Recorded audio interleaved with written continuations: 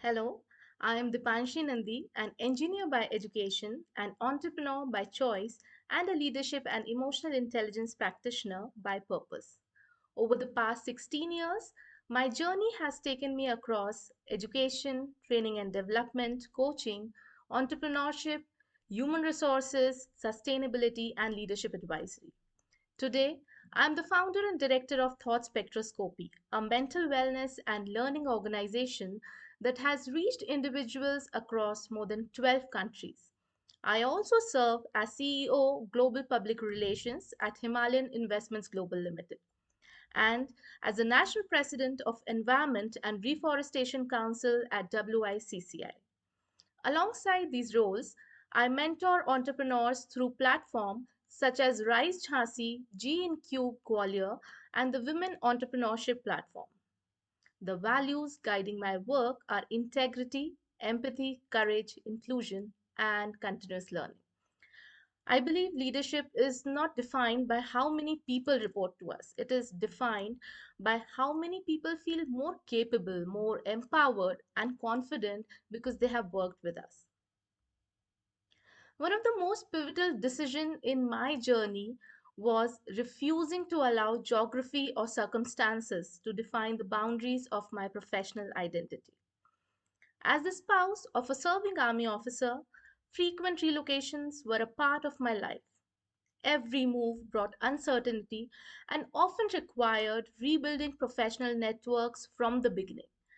I could either treat these transitions as interruptions or redesign my career around adaptability. And I chose the latter.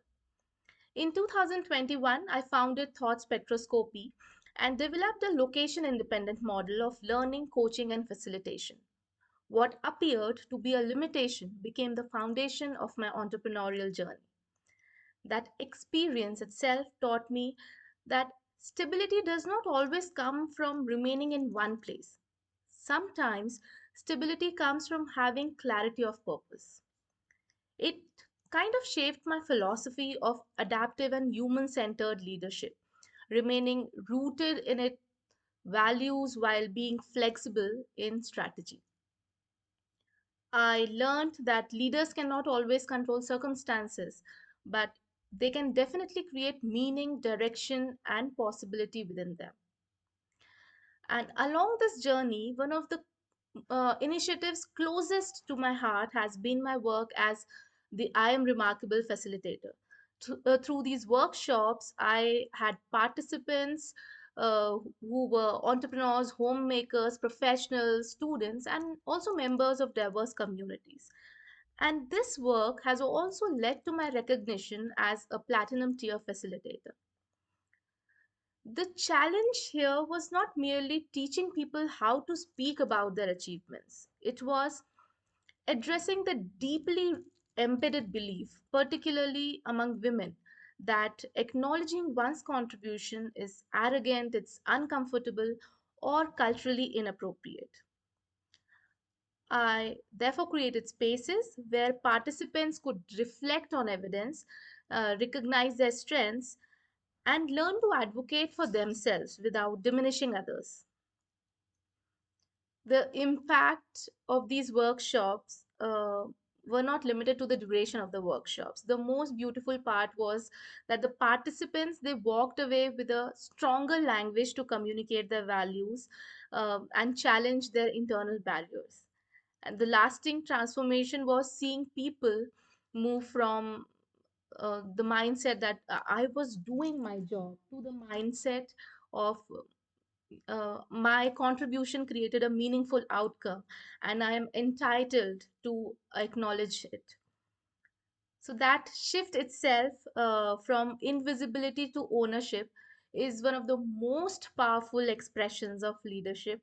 And that's why this cause itself is very close to my heart. And besides this, my approach to mentoring is based on three principles, which are clarity, capability, and ownership. In my work with early stage entrepreneurs through incubation and mentoring platforms, I often meet founders who possess strong ideas but they feel overwhelmed with competing priorities. And rather than prescribing answers, I help them identify the real problem they are solving. So I encourage them to move from asking, "What should I do?" to asking, "What evidence do I have?" or "What decision must I own?" and "What action can I take next?" And that is solely because I believe that a mentor should not create dependency. A mentor should help people develop that confidence and thinking ability so that they become better decision makers.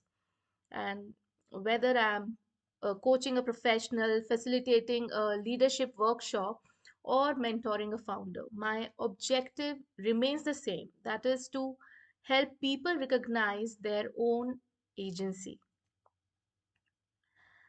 Throughout my professional journey, one of the most difficult leadership decisions I have repeatedly faced has been deciding whether to pause my ambition during periods of transition or reinvent the way I have always been.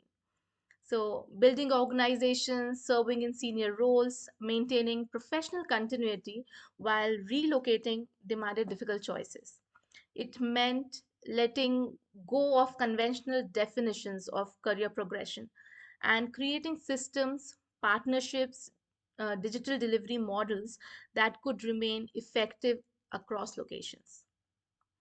And all this while, the guiding questions for me have always been that whether my decision is aligned with my value system, will it create a sustainable impact, or will it preserve the dignity and growth of the people involved?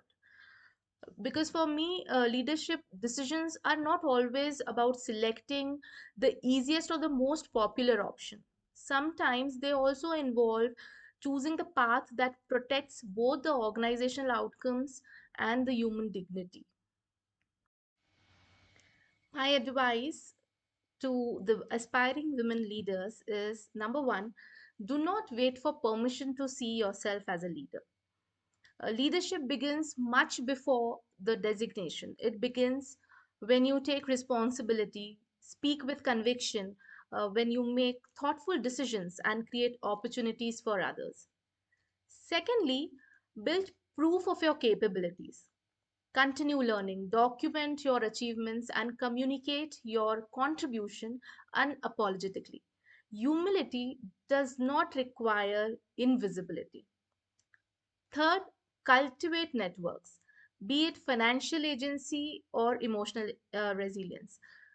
Competence may open the door, but relationships, confidence, and courage that will help you walk through it. And finally, lead with empathy, but also with boundaries. Being compassionate does not mean making yourself smaller. A woman does not have to become less authentic, less sensitive, or less human to become a powerful leader.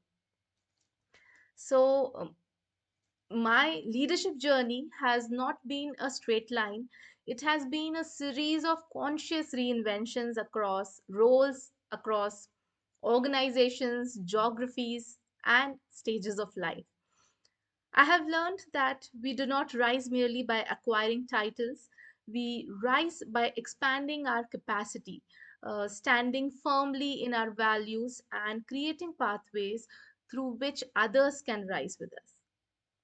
I have risen by learning continuously, leading courageously, and lifting others intentionally. And that for me is what is truly mean to lead the way.